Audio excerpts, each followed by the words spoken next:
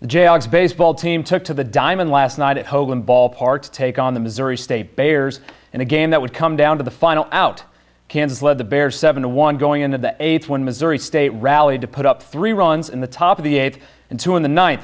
Luckily, the Jayhawk defense was able to pull themselves together and force the final out. Thanks to a bit of late game heroics by sophomore Zach Elgie, who bombed one over the left field fence in the bottom of the 8th, the Jayhawks were able to avoid the comeback by the Bears and extra innings.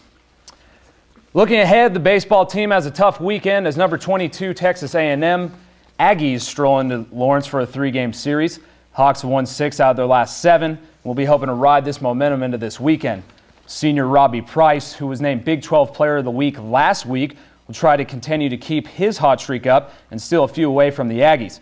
First pitch is set for tonight at 6 p.m. You can listen to the play-by-play on KWLN 1320. KU softball is also in action this weekend, holding their Big 12 home opener in a 2-game series against the 17th-ranked Texas Longhorns. These ladies are still looking for their first win in Big 12 play this year, and what better than a chance to knock off a top 25 team? Kansas is led by freshman Rosie Hull's .415 batting average and the pitching of senior Sarah Vertelka, who leads the Jayhawks with 37 Ks.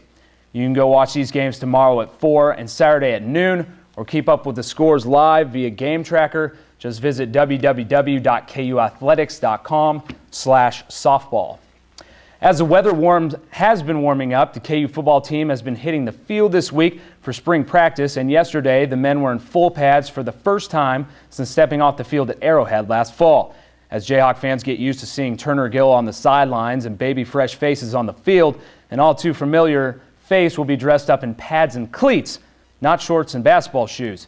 Kansas City's and KU basketball's Connor Tehan is trying out for the football team this year and has been joining the squad this week in spring workouts. Tehan was an all-district quarterback at Rockhurst High School, aka Rock State, but has not taken a live snap in nearly 3 years.